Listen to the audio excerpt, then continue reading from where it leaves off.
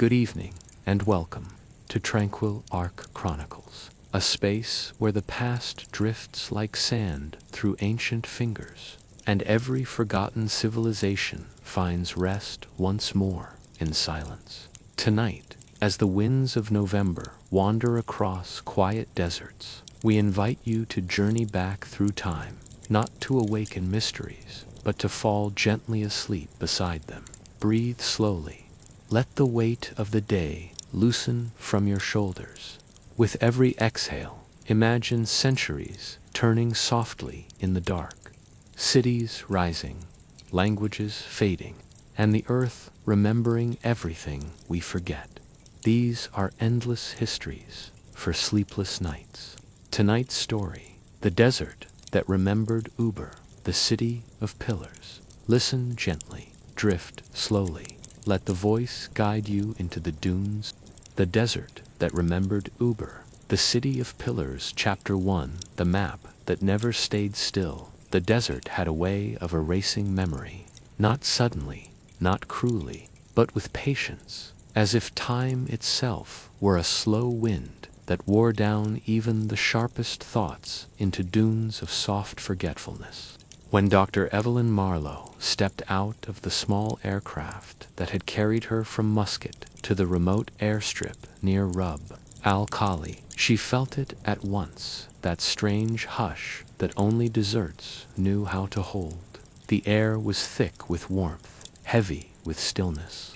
Around her, the horizon stretched unbroken, a wash of pale amber and ochre blending into a sky so wide it made her dizzy. Evelyn had read of the empty quarter since she was young, pages of textbooks filled with grainy satellite photos, explorers' notes, and occasional tales that leaned more on myth than fact. Somewhere out there, in that endless sweep of sand, the city of pillars Ubar was said to have once stood, a place that vanished overnight, swallowed by its own arrogance and the earth beneath it. But for Evelyn, the story wasn't just an academic curiosity. Her father, an archaeologist who had vanished decades earlier, had once devoted his life to finding Ubar.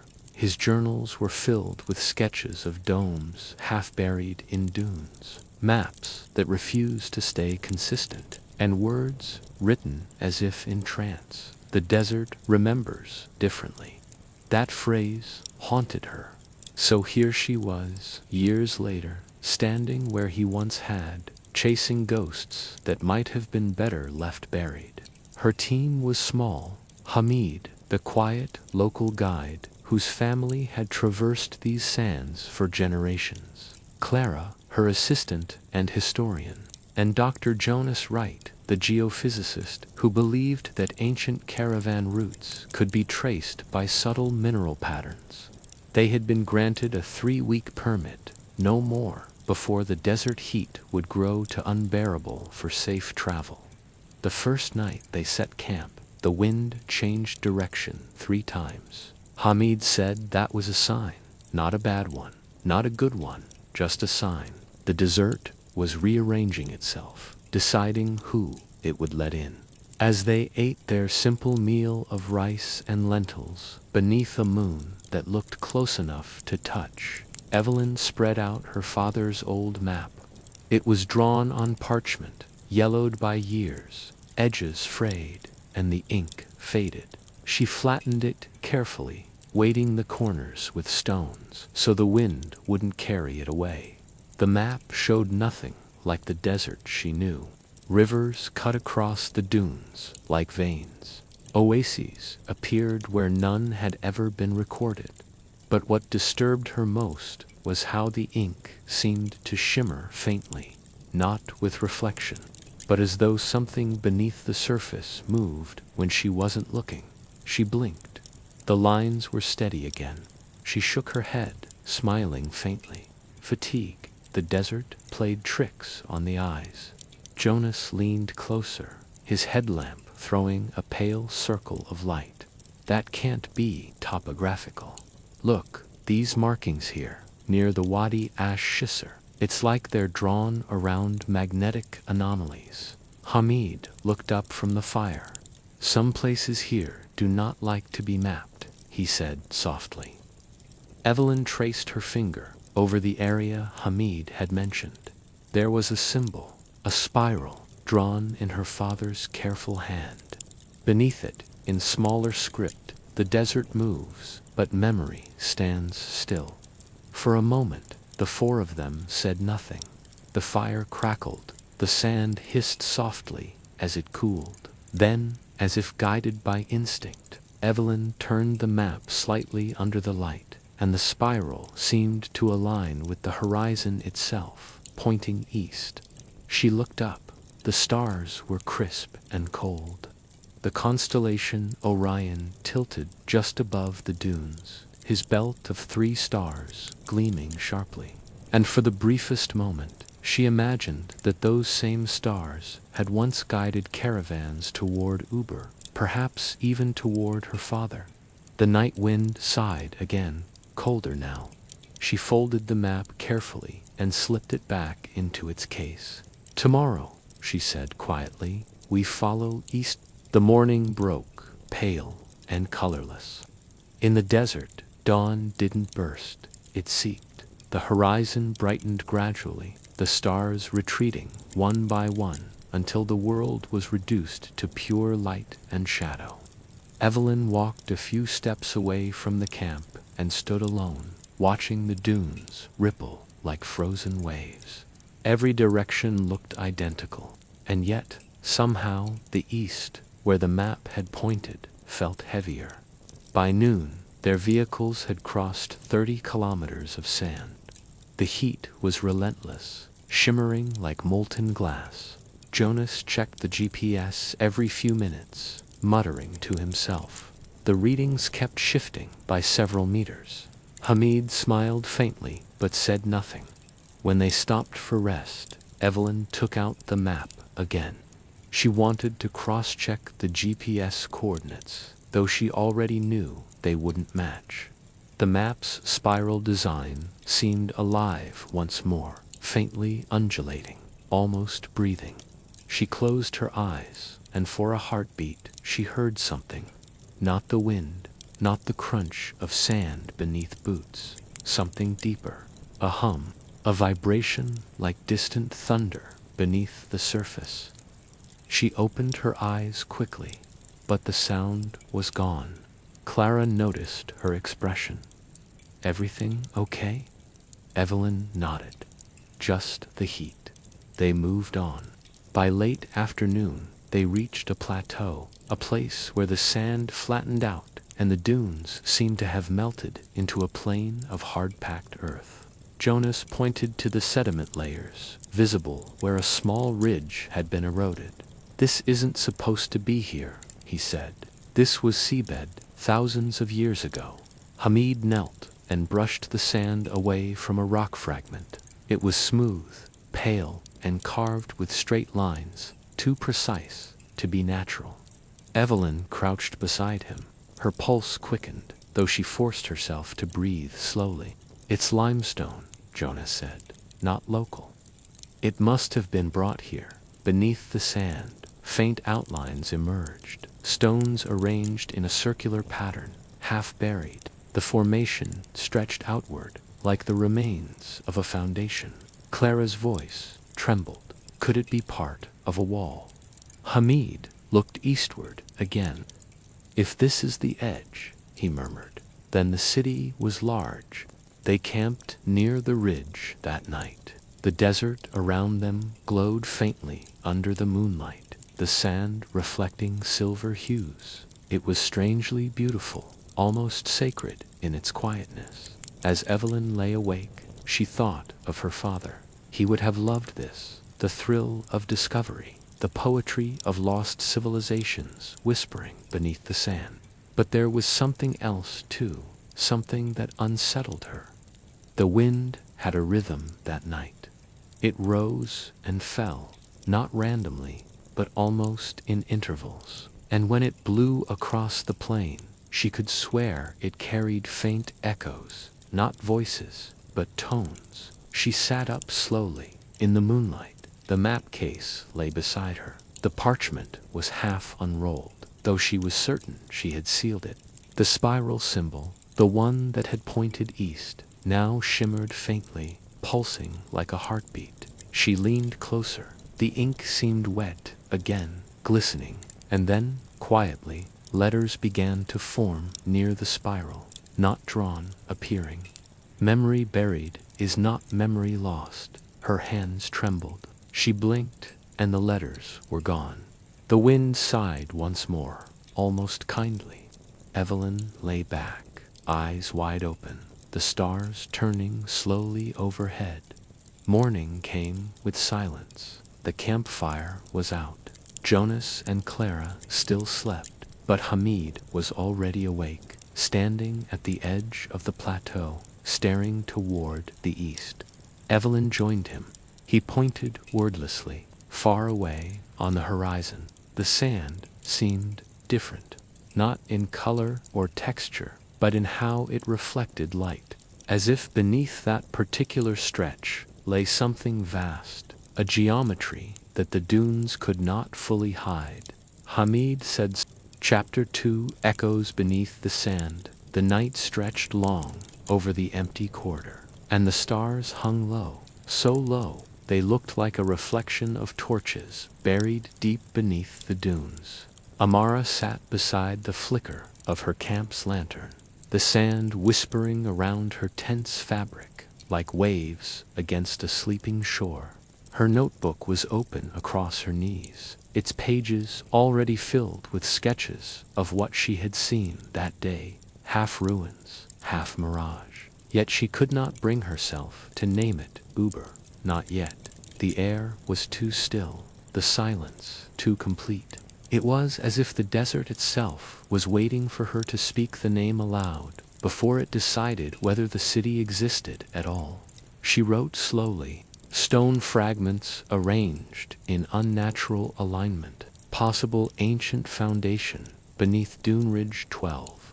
Then, beneath it, she hesitated, sound heard beneath surface. Possible shifting air, but the word air didn't feel right, because what she had heard earlier that evening was not the sigh of the desert. It was rhythm, not music, not language, but rhythm, something pulsing below the surface, faint as breath through silk. She had pressed her ear to the sand, then, half in curiosity, half in disbelief, and what reached her wasn't the random settling of grains. It was patterned, deliberate, almost human, like a forgotten chant moving through the soil, too slow to be heard by the living. Amara leaned back now, her eyes wandering to the horizon.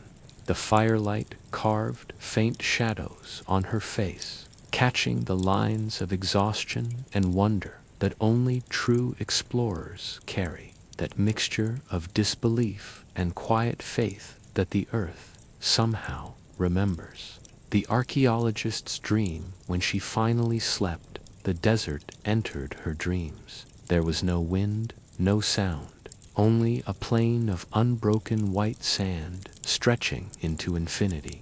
In the distance stood pillars, tall, weathered, shimmering with heat, though there was no sun.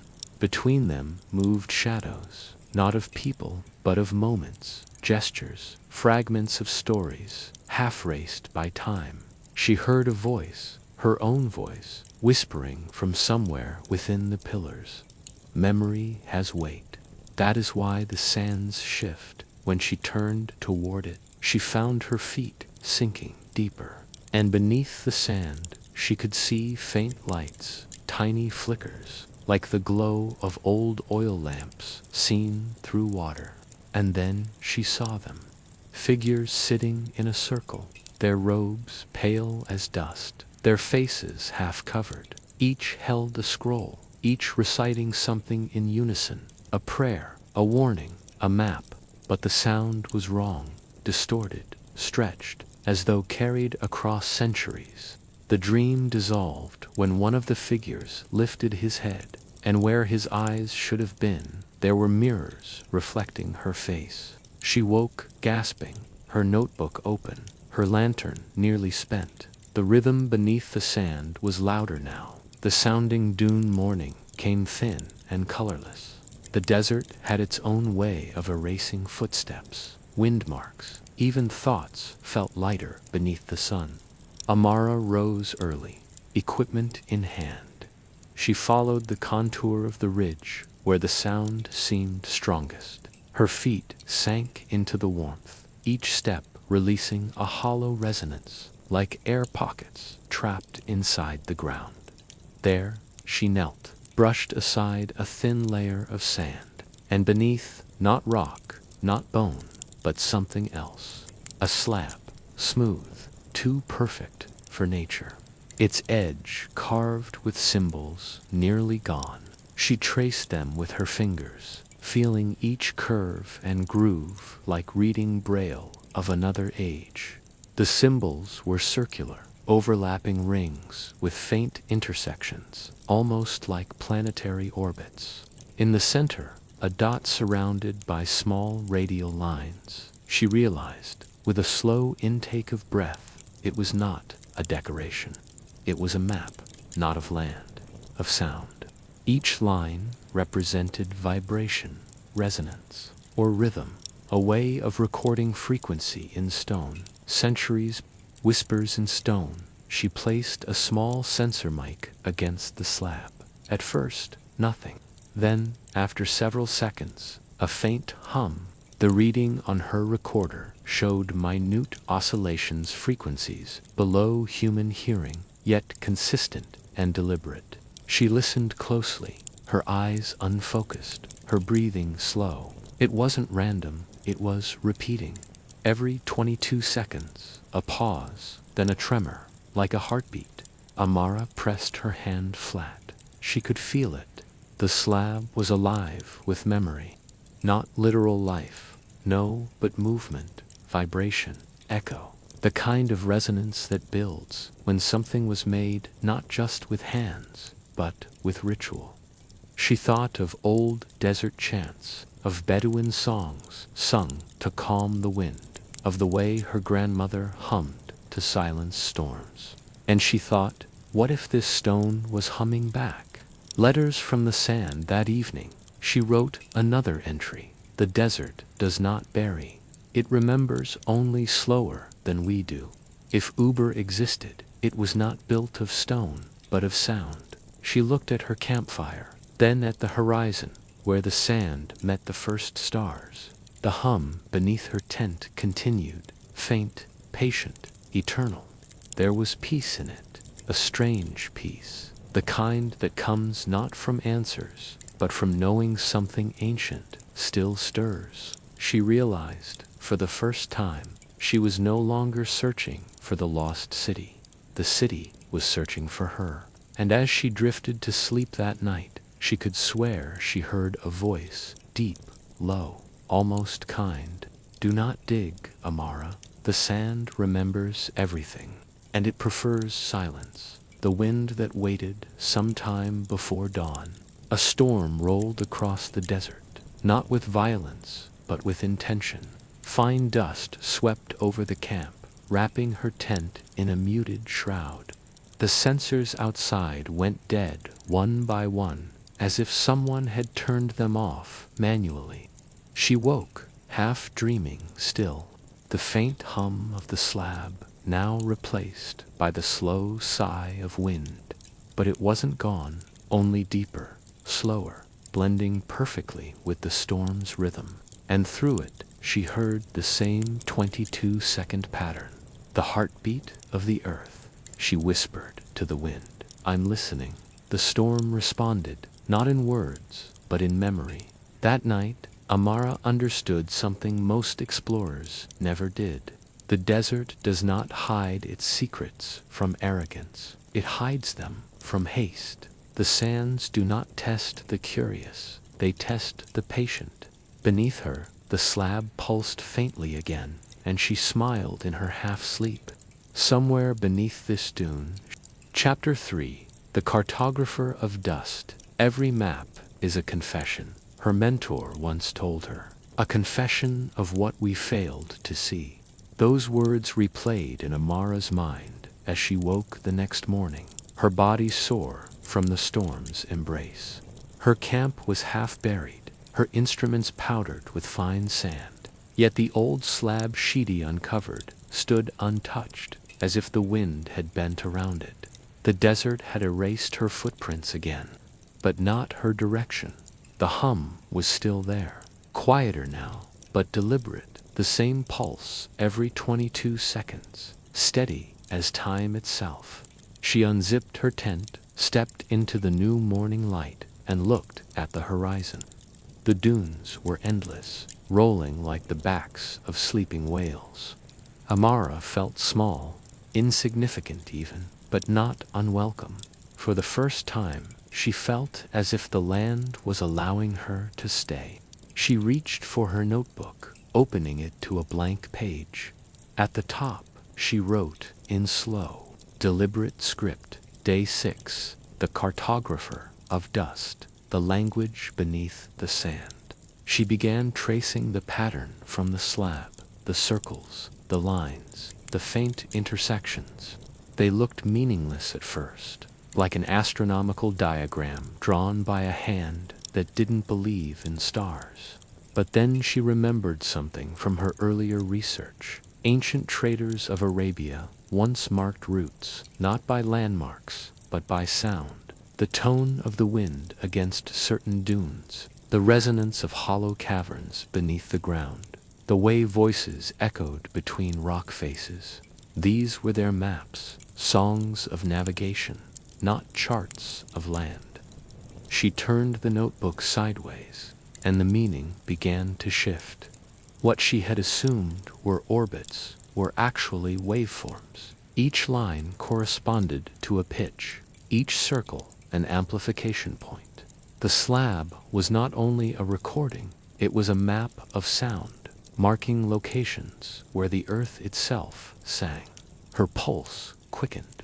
If she could trace the points of resonance, she could reconstruct the geography of the lost city, not by sight, but by echo.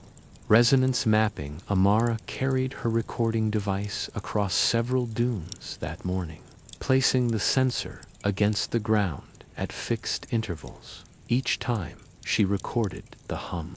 Each time the tone shifted slightly higher, near the ridges, lower, near the valleys. She plotted them meticulously, her pen moving across the page like a slow heartbeat.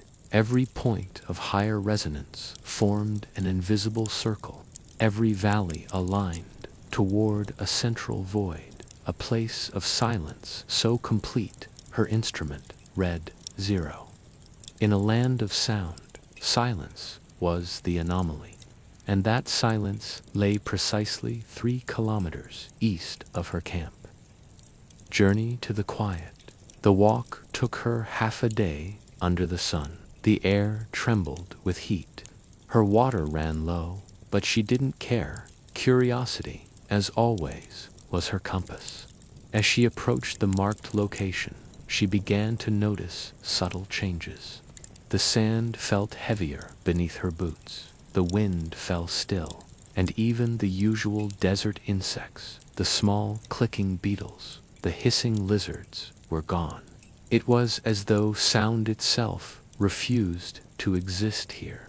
She clapped her hands once, expecting an echo. Nothing. The sound died the moment it was born. She tried shouting. Her voice vanished. The space devoured vibration. Amara sank to her knees. The sand beneath her was cool, unnaturally so.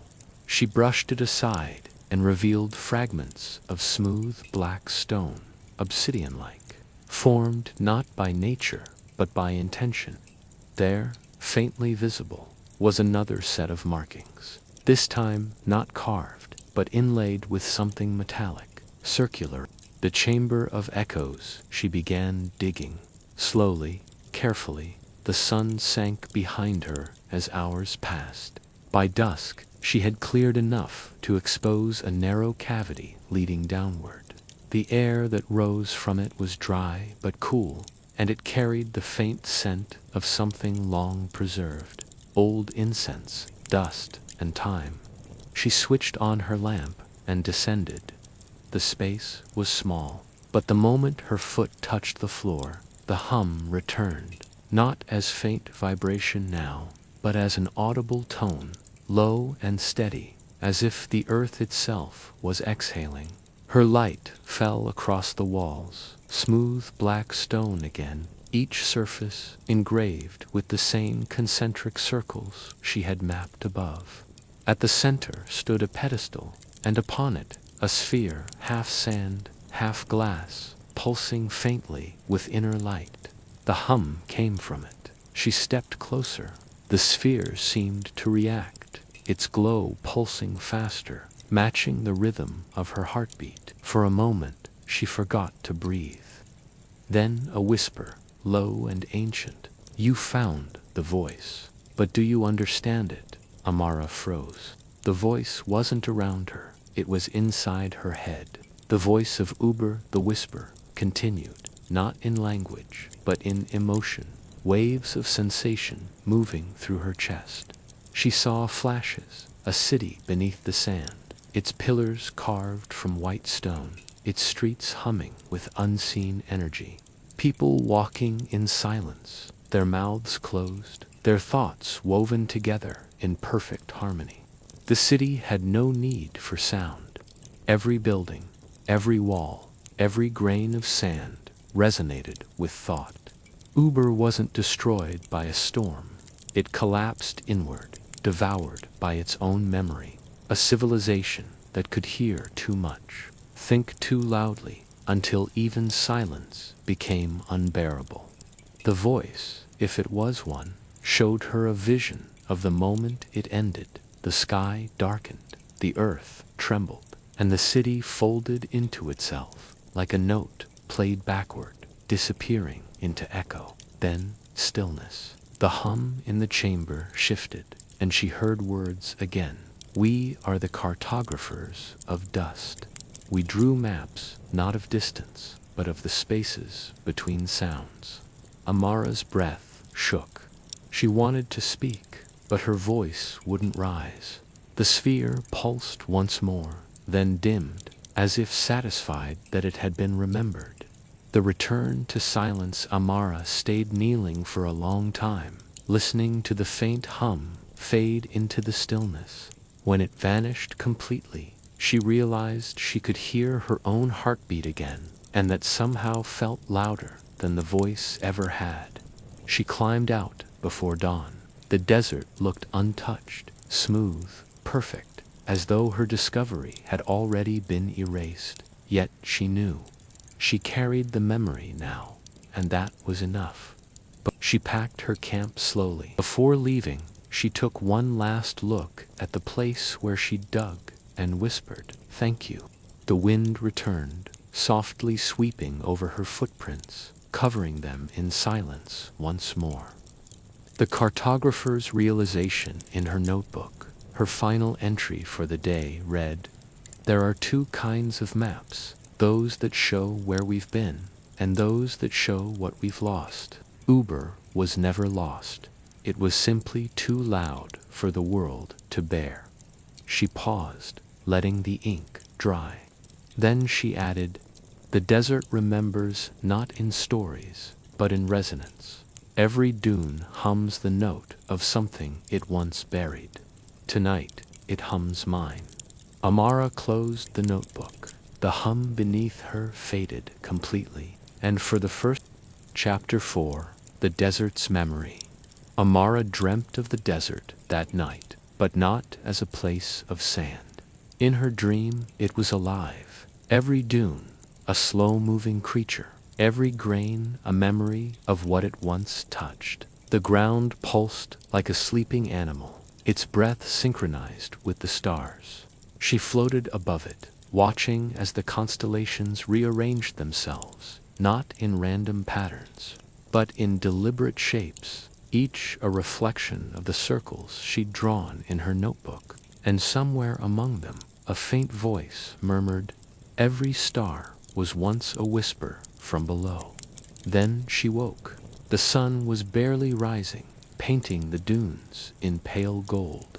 Her recording device was still running, its light blinking faintly, picking up a signal so low it was almost silence. She leaned closer, and for the first time she heard words, fragmented, rhythmic, like a chant half swallowed by time.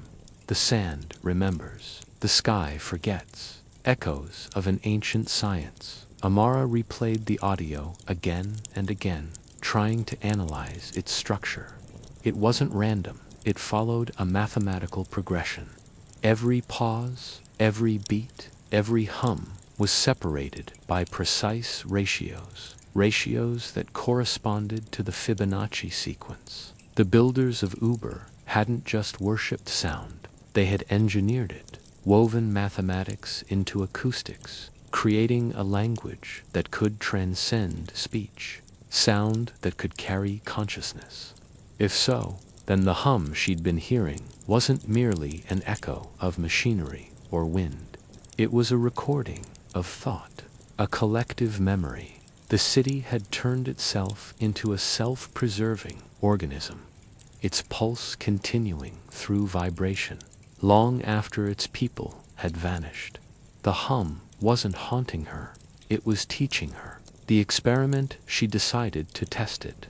She took her portable speaker, the one used to emit calibration tones, and played back the frequencies she had mapped from the slab and the chamber. At first, nothing happened.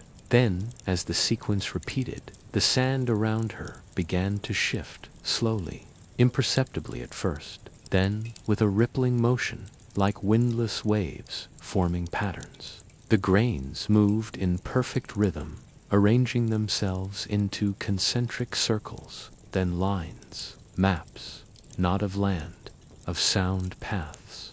Amara stepped back, breathless. It was like watching the earth remember itself. She took out her camera, documenting every motion. When the pattern stopped, she noticed something else. The shape matched the topographic curvature of Mont Oman, an ancient trading hub referenced in texts about Ubar. It was as if the desert had just drawn her a route, the route of whispers. She began her trek before dusk, when the sun turned the dunes copper red. The hum followed her, not constant now, but responsive, changing pitch as she veered from the invisible path. She realized, after several hours, that it was guiding her. Each note was directional, each tone a correction. It was the city leading her home. By nightfall, the wind rose, carrying faint echoes that weren't wind at all, snatches of words, laughter, murmurs. The air shimmered with memory. Her lamp caught fleeting shapes, outlines of pillars beneath the sand, arched walkways, carvings, and frescoes swallowed by centuries. And though no city truly stood there anymore, the memory of it did projected through resonance, as if she was walking through a ghost of architecture. The heart of Ubar, when the tones finally converged, she stood before an expanse of glassy stone, a dome shape, half buried, its surface cracked but gleaming under the starlight. It wasn't natural, it was constructed, a structure designed to preserve vibration. At its center, an open fissure led downward. She descended with care, feeling the temperature drop from the warmth of the dunes to the cool stillness of the deep. Inside lay a chamber of pillars, dozens of them arranged in circular formation. Each one glowed faintly at the top, as if catching light from some invisible sun. Between the pillars hung strands of fine dust, suspended mid-air, frozen in the act of falling. She reached out to touch them. They didn't move, not even when her fingers brushed through. It was as if time itself had slowed here. Amara realized, with awe and unease, that she was standing in a temporal pocket, a chamber where vibration and time balanced each other to zero. Ubar had achieved what every civilization dreamed of, to stop decay, to hold memory forever. But at what cost? the city that refused to forget. She walked slowly among the pillars. Each one hummed faintly, emitting its own frequency. When she placed her palm against one, images flashed before her eyes. Markets filled with silent traders, water drawn from deep wells, faces of people whose hearts beat in perfect synchronization. They had built this place to remember everything, every thought, every gesture, every sound, and in doing so, they had trapped themselves in eternal awareness. When death came, there was nowhere for their consciousness to go. Their minds lingered in the resonance, eternally echoing. The hum wasn't merely the sound of the city. It was the city's collective soul, and it had been waiting for someone who could hear it again. The map of memory at the center of the chamber stood an altar, smooth, circular, inlaid with thin metallic threads forming a spiral. It glowed faintly as Amara approached. Her equipment flickered, sensors peaking with unreadable data. The hum deepened, and the same voice she'd heard before returned, this time more distinct, resonating through her entire body. Memory is not lost. It only sleeps beneath those who forget. She realized then, Ubar was never destroyed. It had simply shifted, moving into a state of suspended vibration, a memory preserved like amber. And now, her arrival, her curiosity, her recording had awakened it. The hum built to a low crescendo, and the pillars around her began to chime, each one striking a different note. It wasn't chaotic. It was a melody, slow, mournful, yet indescribably beautiful. Tears filled her eyes. This was no ruin. It was a requiem, a farewell song from a city that refused to die quietly. The awakening, as the melody continued, the suspended dust began to move again, rising instead of falling, spiraling upward like smoke. The air shimmered, and for one impossible moment, the chamber transformed, walls solidifying, light pouring through newly formed windows, voices returning, footsteps echoing. She stood in Ubar, alive, reborn through memory. The people were there, translucent but vivid, their faces calm, their gestures graceful. They walked around her as if she belonged. One turned to her, a tall figure with eyes like molten glass. He raised his hand slowly. "You have heard us," he said. "Now let us rest." The melody faded, the vision dissolved, and the chamber fell silent once more. After the silence, Amara woke outside the fissure, the dawn just beginning to break. Her gear lay scattered, her recordings intact, but her notebook damp with dew. She couldn't remember leaving the chamber, but she knew she had heard something impossible, a city's heartbeat resuming and then stopping peacefully. She turned on her recorder. The last file contained a single perfect note. When she played it, the dunes around her trembled softly, then stilled, as if Ubar itself was whispering goodbye. The desert forgets the living, but it remembers the dreamers. Chapter 5. The sound that sleep built for the first time since her expedition began. Amara did not reach for her camera, or her pen, or her recorder. She simply sat there, cross-legged, at the edge of the dunes, and listened. The silence of the desert was not truly silent. It had layers, a faint undercurrent of vibration, so deep that it wasn't something you heard, but something that pressed lightly against your bones. The world beneath her was still moving, not fast, but endlessly. That hum was Ubar, not as ruins, not as myth, but as a pulse, breathing just below consciousness. It was then she understood the city did not die. It slept, and all it needed was someone who would stay still long enough to hear it dream. The sleeper's echo when she returned to her tent. Amara noticed that her equipment had been rearranged, not disturbed, rearranged. Her recorder lay in the center, its LED light glowing faintly, even though its battery had long since died. It emitted a faint, rhythmic pulse, and each time it blinked, she felt the vibration behind her sternum, a perfect resonance. She checked her pulse. It matched, and with each slow breath, the hum deepened, until the line between her heartbeat and the desert's heartbeat blurred entirely. She pressed play. The voice that came through wasn't hers. It wasn't even human. It was slow, deliberate, like wind forced into shape. The sleeper does not rest, it whispered. The sleeper remembers. An unwritten frequency Amara found herself writing without realizing.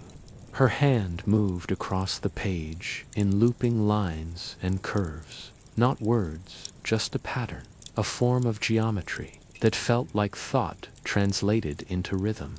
When she compared the design to her earlier sketches, she gasped. It matched, exactly, the same pattern found carved into Ubar's pillars, etched into the metallic slabs, mirrored in the dune's ripples. It was everywhere, a universal pulse, the fingerprint of memory itself. She flipped through her notebook, noticing something she'd missed before.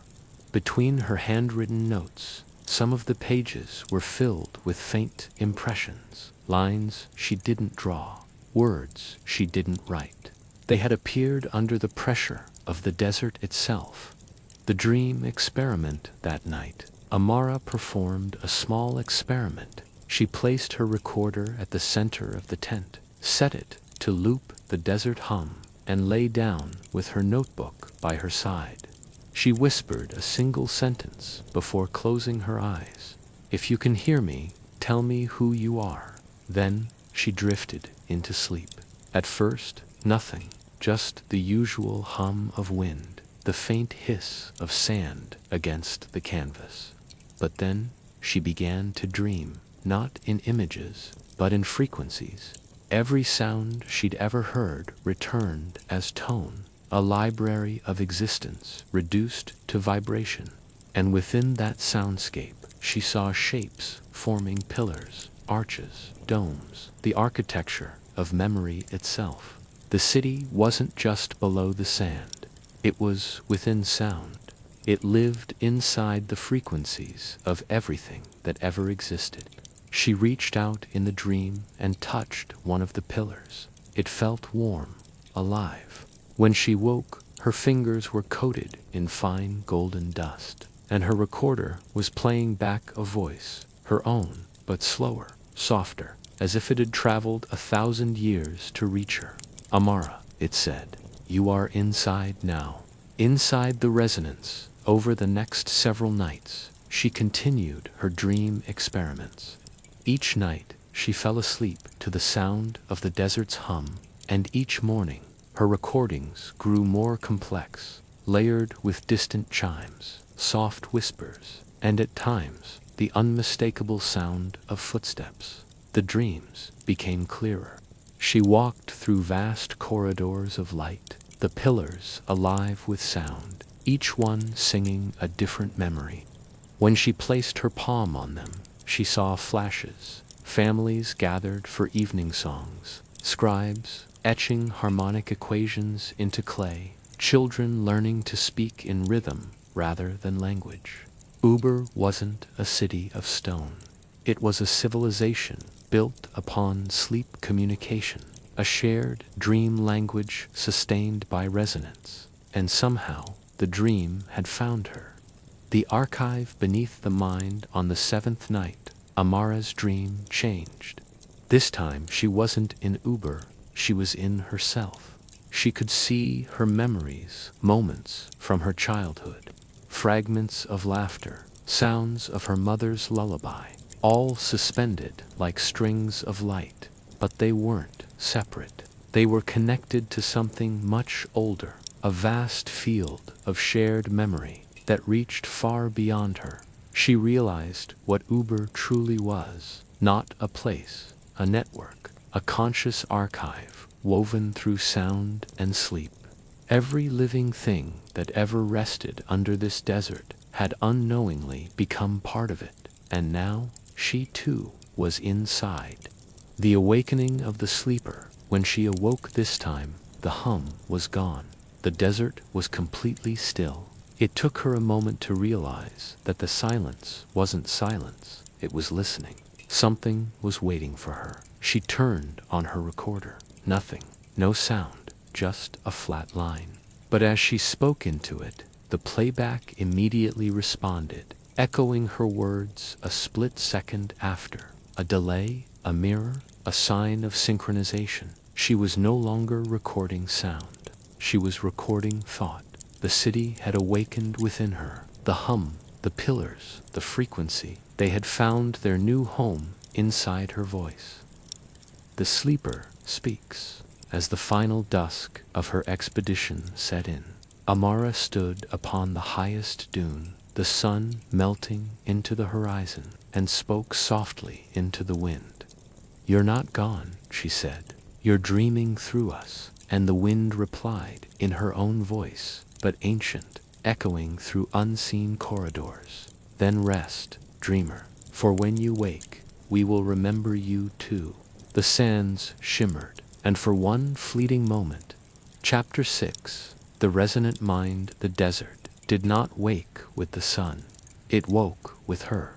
As Amara opened her eyes, she realized she could hear the sunrise, not see, hear. A faint tremor of warmth spread across the dunes, turning the silence into sound. Each grain of sand carried its own whisper, a tone so delicate that it trembled on the edge of perception. When she inhaled, the tones aligned. When she exhaled, they shifted. Her breath had become part of the landscape, her thoughts, vibrations. It was no longer her listening to the desert. The desert was listening through her. The mirror between minds. Amara sat cross-legged, her notebook open but blank. She didn't need to write anymore. The pages would write themselves when the time came. The hum in her chest, the same hum that once belonged to Ubar, had deepened. It wasn't a sound anymore. It was awareness. And when she closed her eyes, she saw light forming shapes, not imagined, but remembered. A circular room, walls shimmering like liquid silver, and in the center, a vast column of light pulsing in rhythm to her heartbeat. Each pulse sent waves outward, and within those waves, she could see faces, not clear, not physical, but present, like ripples of identity preserved within frequency. They weren't ghosts, they were echoes. The city had stored consciousness the way a record stores sound. Every person who once lived in Ubar still existed, not as flesh or bone, but as resonance. The listening chamber. In the vision, Amara stepped closer to the column of light. As she did, the hum shifted in tone, matching her heartbeat exactly. Her body felt weightless, as though time itself was losing grip. When she reached out, her fingers did not touch light, they entered it. And in that instant, thousands of memories bloomed in her mind like a slow explosion. She could hear voices, men and women speaking in a language made entirely of tone. Children laughing in sequences of rhythm. Scribes translating sound into structure, turning harmony into architecture. It was then she understood the city of pillars wasn't built from stone. It was built from sound waves, solidified through collective dreaming, a civilization that sang itself into being. And when their voice, the keeper within the voices, quieted, and then one remained, a calm, resonant tone, neither male nor female, but steady, patient. "You've come back," it said, "not to find us, but to remember yourself." Amara felt tears forming, though she didn't feel sad. It was the kind of emotion that happens when something inside you finally recognizes where it came from. "Who are you?" she whispered. The light pulsed once. "We are what remains when the noise ends. We are memory unspoken. We are resonance without sound." She wanted to ask more, how Ubar fell, how it survived, but her thoughts dissolved into vibration before she could form words. The keeper didn't answer in language. It answered in feeling. A gentle vibration rippled through her chest, a mix of grief, serenity, and love. It was the sensation of a lullaby sung by time itself. The dream frequency. When she awoke, the tent was gone. No wind, no dunes, no horizon, only the same column of light stretching endlessly above and below. She was no longer in the desert. She was inside the resonance, and around her, pillars of sound rose and fell like breathing. Each one sang a fragment of existence: rainfall, heartbeat, laughter, flame. The frequencies blended, and slowly she began to understand the song. It was a memory of the world itself, the hum that connected every sleeping creature, every whisper, every silent prayer. And Ubar, the lost city, wasn't gone. It was simply everywhere. The mind of sand in this space between worlds. Amara found what the old legends could never name: the mind of sand. A consciousness older than language that recorded time not in stone tablets or scripture, but in vibration, the shifting rhythm of nature's own sleep. The wind carved syllables, the dunes carried memory, and human thought was just another tone in the infinite composition. Amara felt herself dissolve into it, not dying, not disappearing, but merging. Her thoughts became echoes in the same vast chamber where Ubar once dreamed itself into being. And through that merging, she felt a truth so soft, so unguarded, that it lulled her deeper into peace. To remember, the desert whispered, is to sleep beautifully. She exhaled once a long, quiet sigh that melted into the wind. And when she inhaled again, the world breathed with her. Everything was resonance, everything was alive, and everything, including herself, was dreaming. The keeper's last gift, when her mind drifted back to waking, she found herself once more in her tent. Morning light spilled across the fabric, but the world felt lighter, hollowed of noise, filled with quiet meaning. Her notebook lay open beside her, a new page filled with words she hadn't written. It read, "You are now a part of what you sought. When you dream, we remember. When you speak, we awaken." At the bottom, one more line shimmered faintly in golden ink: "The sleeper who listens never truly wakes." She closed the notebook gently. Outside, the wind hummed a single low tone, familiar, endless, and peaceful. She smiled and let it carry her into one last. Chapter 7. The lullaby of sand. The desert had changed. Or perhaps she had. Every night since she heard the keeper's voice, Amara dreamed in sound. Each dream felt less like an illusion and more like a memory trying to remember itself. When she breathed, the air vibrated. When she whispered, the wind responded. And when she finally slept, the hum of Ubar returned. But this time, it didn't just sing to her, it sang through her. The voice beneath sleep, it began subtly, a faint tone, almost imperceptible, beneath her voice when she spoke. At first, she thought it was her equipment, a fault in the recorder, a low-frequency hum impossible to filter out. But when she replayed her night recordings, the sound didn't stay still. It moved. It shifted pitch like it was alive. And beneath her own narration, a second voice could be heard, layered, synchronized, chanting something ancient that didn't belong to any known tongue. She listened to it over and over, and each time it changed ever so slightly, as though responding to her awareness. When she spoke along with it, the room would tremble. Dust would rise from the floor in delicate, swirling spirals, and one night her microphone captured something new, breathing, but not her own.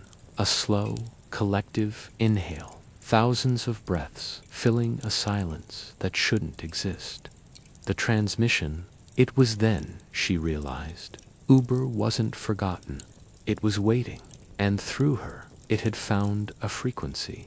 The desert's resonance, the hum that once held consciousness together, had latched onto her voice. Whenever she recorded, the sound carried traces of the keeper's vibration. Not enough to alarm, just enough to calm, to draw the listener's mind toward that gentle half-state between dream and memory. And so, unknowingly, Amara began to broadcast. Her recordings, meant for her private archive, spread across the digital winds like whispers through sand. People found them. People listened.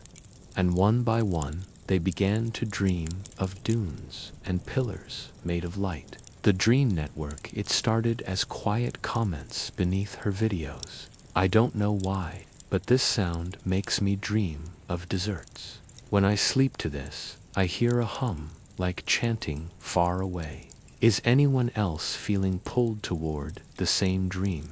At first, she thought it was coincidence, the mind's way of seeking patterns. But then, one morning, her inbox filled with messages from across the world.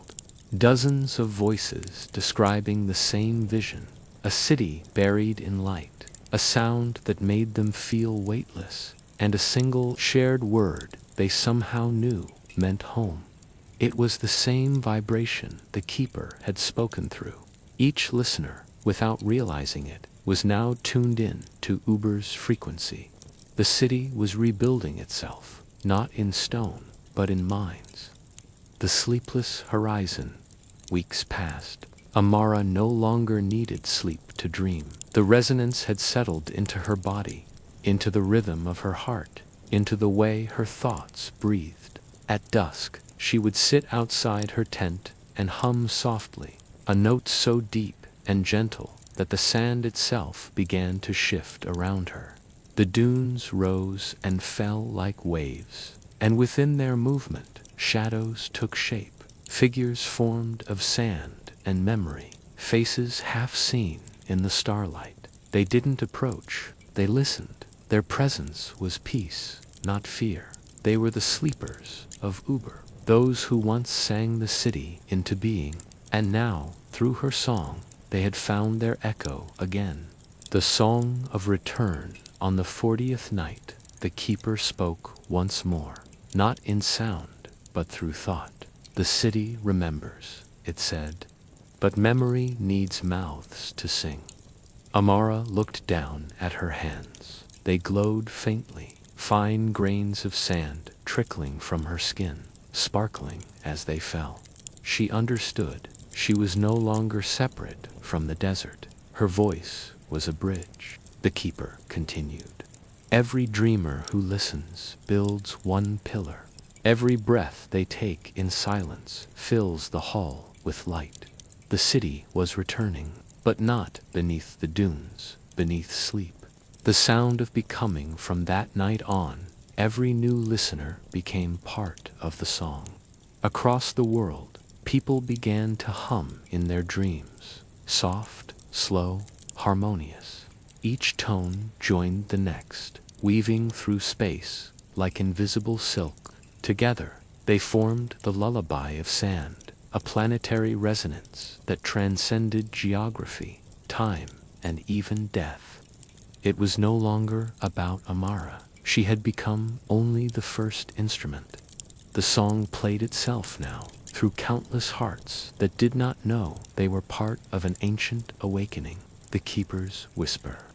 Late one night, Amara recorded her final entry. Her voice was calm, softer than before, each word dissolving into stillness. If you hear this, she said, then you are already dreaming. Don't try to wake. The hum you feel inside your chest, that's not the microphone. It's the desert remembering you. Sleep and let the sand listen. Sleep and let Ubar breathe again. Her breath slowed. The microphone captured the final hum, low, infinite, a tone that seemed to vibrate in every direction at once. And then, silence. Epilogue. The night that hummed. Somewhere, in a quiet bedroom across the world, a listener played Amara's recording to fall asleep. As the hum deepened, the lights flickered. The air grew warm. Outside, the desert wind carried a whisper, soft, rhythmic, endless. The same hum that once sang Ubar into being now filled the world again. It wasn't a story anymore. It was memory, returning home.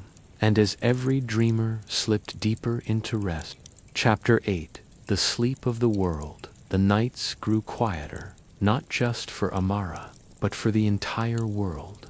It began in small, almost imperceptible ways. A shorter reply from a friend, a slower step from a stranger, a pause that lingered just a little longer than usual before anyone spoke. There was a stillness creeping through humanity, gentle, undeniable, and it was beautiful. The global hush. Within a month of Amara's last transmission, listeners across every continent began reporting a shared pattern in their sleep. At first, it was subtle, a collective calm, a kind of weighted serenity that lingered even after waking. But soon, scientists noticed something extraordinary. Heart rates were synchronizing in small clusters around the world. In some cities, entire neighborhoods seemed to breathe in unison at night. And always, always, beneath the sound of the recordings, there was that faint, unmistakable hum. They called it the global resonance. No one could identify its origin. No machine could replicate it. No analyst could isolate its tone. It was as if the frequency wasn't just heard, it was felt. Like a memory older than humanity had found a way to hum again through those who had simply chosen to rest. The observatory at dawn, in an old observatory overlooking the deserts of Oman, Dr. Elias Moretti, a sleep researcher turned dream archivist, stood before a wall of glowing monitors. Each screen displayed global IG data, slow delta waves rising and falling in a perfect pattern, spanning time zones, languages, and even hemispheres. The world was dreaming the same dream. He watched as signals merged, waves aligning into an elegant, pulse-like rhythm. It looked almost alive, a planetary heartbeat. He pressed record. For 7 hours, he listened, and beneath every frequency was a soft, feminine echo, a breath of voice that seemed to speak without words. Amara's, the awakening of silence across cities. People began waking differently, not startled, not rushed, but slow, as though rising from centuries of rest. Some said they woke with traces of sand on their skin. Others claimed to hear the desert wind whisper through their open windows, even in the heart of winter.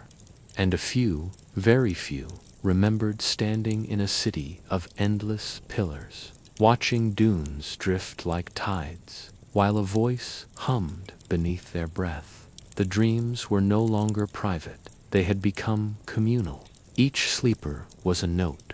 Together, they formed the chord of the world. The Great Synchrony. Governments called it the Great Synchrony. Religious leaders called it the Sleep of Grace. But those who listened closely knew it by its older name, Ubar.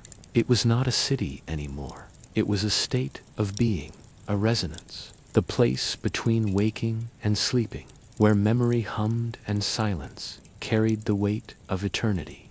Entire communities began to align their nights, choosing to sleep at the same hour, not out of ritual, but instinct. At dusk, a quiet, descended, screens dimmed, voices softened, the world exhaled, and for the first time in history, billions of people fell asleep within the same hour. The earth itself seemed to sigh in relief. The listener's dream. A young boy in Kyoto dreamed of standing at the edge of a dune that reached the stars. An old woman in Peru walked through a corridor of sand pillars, tracing her hand along the walls and finding them warm to the touch.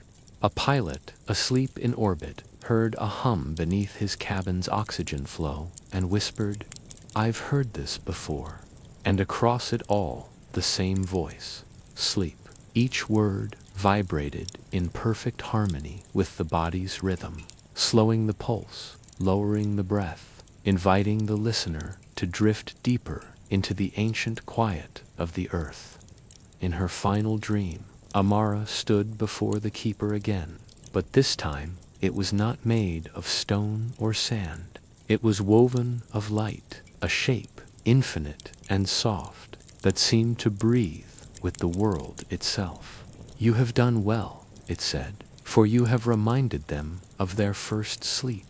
Amara looked around. The pillars were endless, rising into stars that blinked like waking eyes. "Is this Ubar?" she asked softly. The keeper smiled without a face. "This is what remains when all noise is gone. You called it Ubar. Others will call it peace. But to us, it has always been home." When morning came, no one noticed the change immediately. Birds sang, winds moved, time went on. But if you listened closely, you could hear it, beneath the hum of traffic, beneath the sea's distant roar, beneath your own breath, that same low vibration. The resonance had become the world's pulse. The keeper's hum, Amara's voice, the listener's ream, all one, no longer a story, just rhythm, just peace, before the last trace of her voice dissolved. Amara's archive auto sent one message, a simple audio file titled 4 Sleepless Nights. It began with silence, then the faintest whisper, endless histories, 4 sleepless nights. Sleep, not to escape the world, but to remember how softly it began, and then the hum returned. It spread through the networks, through the quiet houses of dreamers, through the ears of those who never meant to listen. It lulled the restless, it slowed the hurried, it soothed the world, until finally there was nothing left to fix, nothing left to say, only the sound of a planet asleep, remembering itself. Chapter 9 echoes beneath the sand, centuries past. Or perhaps it was only a single night. Time, by then, had lost its edge, its tick, its march, its certainty. The world still turned, but it turned slower, gentler, as though afraid to disturb the silence it had grown to love. And beneath that quiet, buried deep in dunes, that once sang with Amara's name, something began to stir, a pulse, a faint vibration that seemed to remember. The archaeologists of silence in the far reaches of the empty quarter. A research caravan of 6 arrived with machines that hummed softly, scanning for magnetic irregularities beneath the ancient sands. They were not treasure hunters. They were resonance cartographers, scientists of sleep and sound, descendants of those who had listened to the first lullaby that silenced the world. Their leader, Dr. Alina Moretti, the granddaughter of Elias Moretti, the last dream archivist, had come with one goal, to find the original frequency, the one they called the breath of Ubar, the unearthed chamber. On the 3rd night of their excavation, their instruments picked up something faint, a low, cyclical hum beneath the noise of the wind, constant, layered, alive. It wasn't seismic, it wasn't artificial, it was biological. The sands themselves were vibrating, as if the earth were exhaling in its sleep. By dawn, They had uncovered a chamber sealed in glass-like rock, smooth, translucent, and warm to the touch. Inside, resting upon a pedestal of carved limestone, was a single black cylinder about the size of a wrist. No labels, no markings, just a soft pulse within, like the heartbeat of something remembering, the voice that waited. They brought it into the camp, surrounded by the soft flicker of lanterns, and set it upon a table. For hours it did nothing.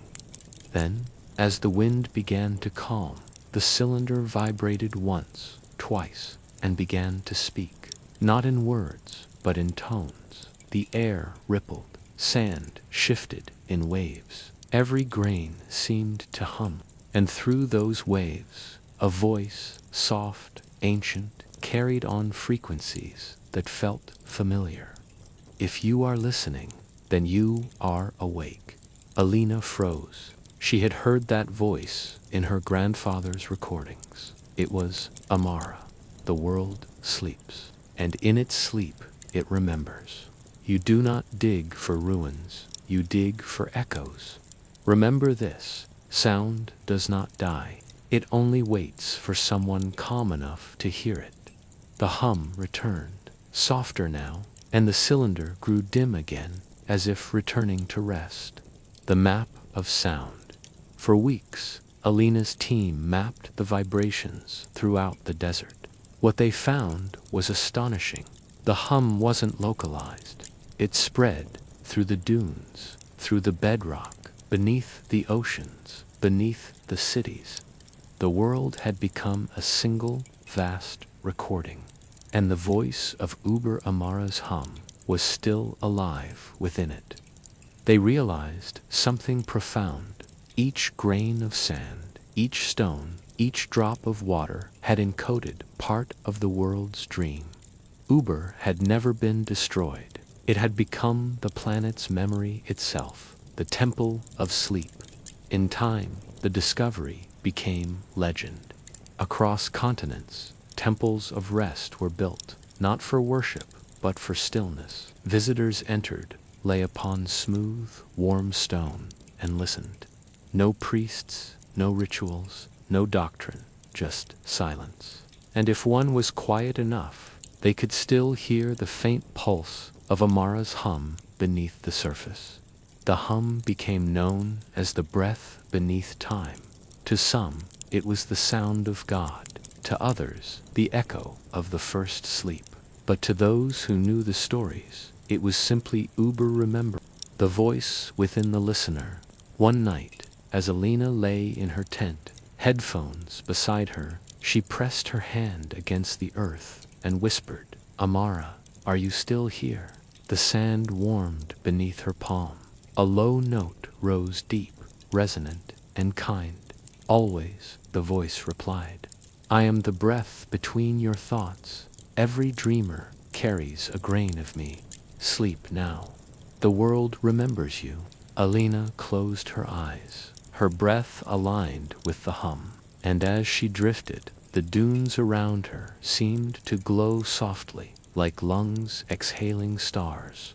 She realized then Amara had never vanished. She had dissolved into time, into frequency, into everything that slept. The quiet renaissance. Generations later, a new art form emerged. Sleep architecture. Buildings designed not for living, but for dreaming.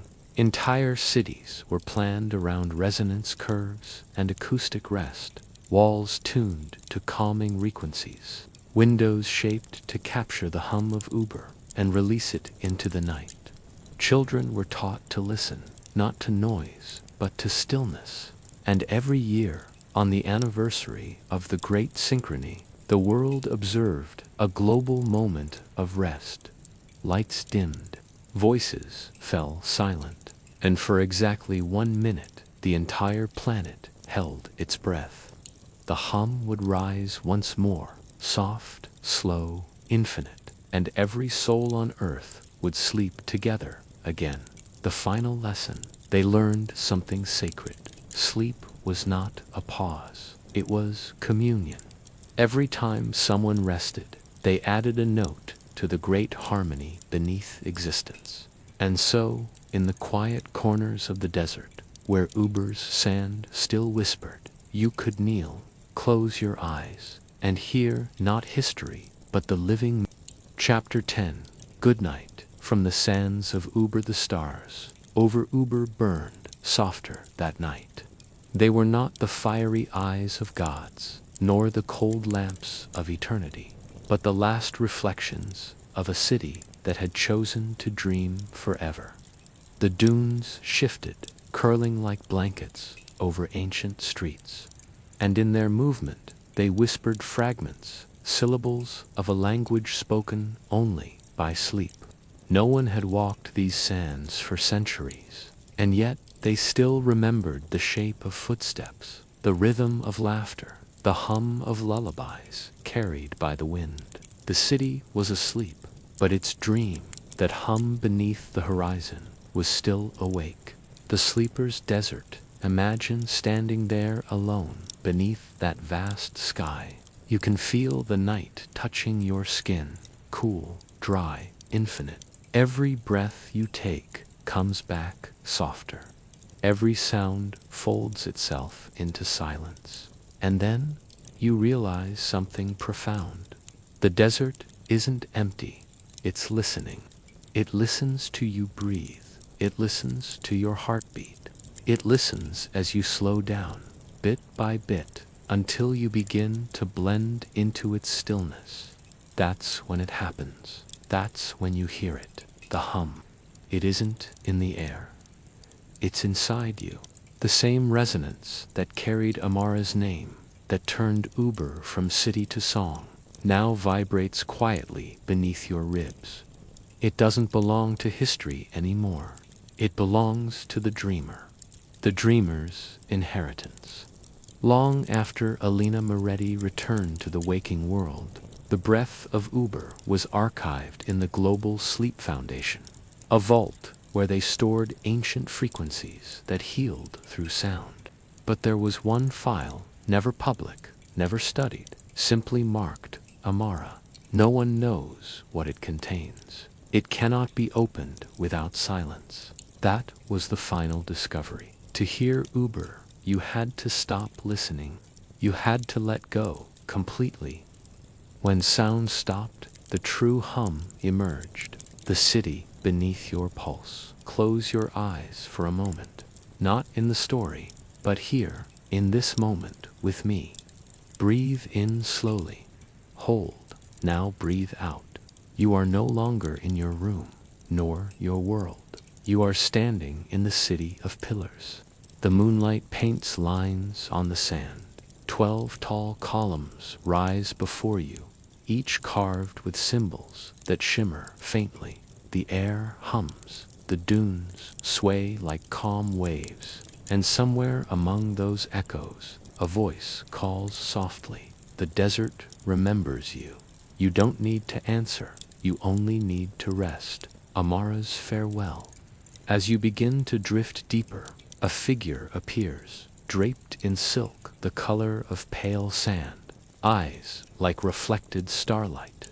Amara stands beside one of the pillars, hands resting over her heart.